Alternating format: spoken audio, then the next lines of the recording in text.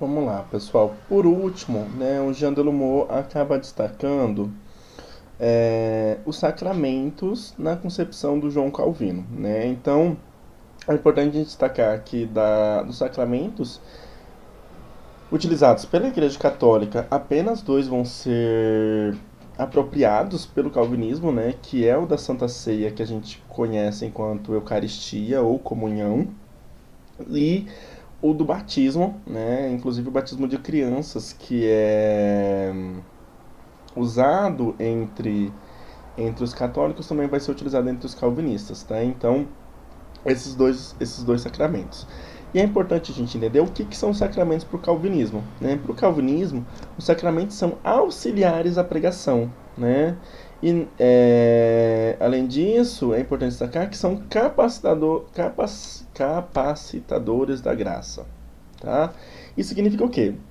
Que eles servem para fortalecer a fé, tá? A fé. Então, não são, como a igreja compreende, instrumentos mágicos ou instrumentos salvíficos que servem para colocar o indivíduo numa situação de graça. Então, você toma a primeira comunhão para entrar em um estado de graça. Você realiza a confissão, a penitência, para entrar em um estado de graça. Não, não é isso, tá? É totalmente o contrário, então é importante destacar isso.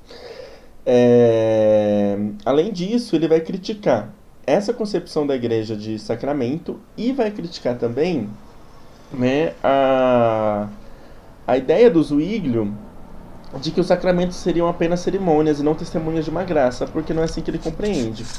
Desse modo, né, qual seria então a concepção, né, sobre esses sacramentos que vai ser tecido pelo Calvino?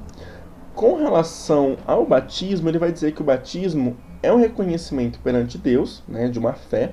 Então você se batiza para entrar numa fé, e também é um reconhecimento perante os homens, né? Então você se dizer batizado numa igreja seria uma forma também de reconhecimento institucional no sentido de uma comunidade religiosa. E daí, uma das questões que o Jean Delumeau e o batismo das crianças? Por que batizar a criança? Ele vai se basear em algumas passagens bíblicas, vai revisar o catolicismo, né, com relação a uma tradição. Eles não gostam de se pensar na tradição. Porém, né, o grande respaldo que eles vão dar ao batismo de crianças é que esse batismo de crianças seria um reconhecimento da misericórdia de Deus para com os pais. Esses pais que foram eleitos, consequentemente, primaram por uma educação calvinista dos próprios filhos, tá? Com relação à ceia, né, uma das coisas que os calvinistas e o João Calvino vai primar muito, vai tentar discutir, né, é a ideia de que a ceia não é o próprio corpo de Cristo, como na Igreja Católica isso vai ser é, tão dito por meio da. Ai, quase que eu derrubei o negócio aqui. Por meio da transubstanciação. Para o calvinismo, né, a ceia é substancial e substância, ou seja, é algo que tem dons e virtudes do corpo e do sangue de Cristo. Não é o próprio Cristo, como vai pensar o catolicismo, por meio do conceito de transubstanciação. Inclusive, esse conceito vai ser cunhado na Reforma, né, durante o Concílio de Trento, em função das críticas, porque o Lutero vai criticar muito, né? O Lutero vai criar o conceito de consubstanciação. E daí, né, por meio da comunhão, por meio da ceia, para o Calvino é que o cristão, né, o cristão calvinista, ele tem a participação da vida e dos benefícios de Jesus, né? Então, não é o corpo, mas por meio dele você recebe os benefícios de Jesus, tá? Então ele acaba o texto falando sobre isso. Se a gente for pensar numa síntese do que o texto propõe, né? Então, o que o texto pensa em nos trazer enquanto leitores, enquanto estudiosos, é justamente pensar o calvinismo, né, a partir da figura do João Calvino, né, essa figura importante que vai ter uma vida formativa e uma intelectualidade que é muito marcada no primeiro momento dele, né, da narrativa do próprio Jean Delumeau, e também como que nós temos um pensamento próprio, um pensamento que é de origem luterana, mas que acaba formando tomando um rumo diferente, né? Principalmente com o conceito da predestinação.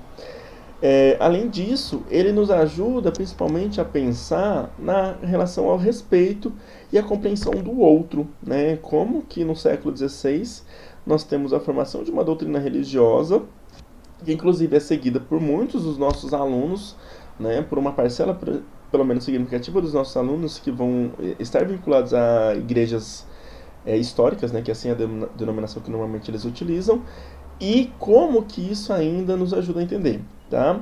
Uma dica de texto para vocês, caso alguém se proponha a um dia se aprofundar um pouco mais sobre o calvinismo, é o próprio texto do Weber, né, o Max Weber, Ética Protestante e o Espírito do Capitalismo. Poderia ter optado por trabalhar com ele, mas eu não gosto muito da visão econômica, tá? Respeito, né?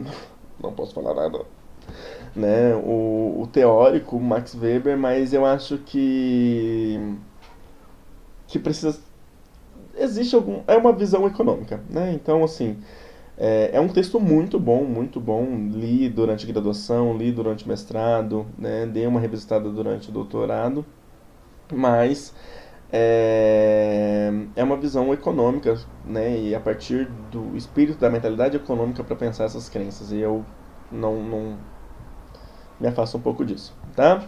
Então é uma dica para que vocês possam ver, eu acho que é um texto muito válido para que vocês se aprofundem, né, caso alguém tenha interesse na temática, ok?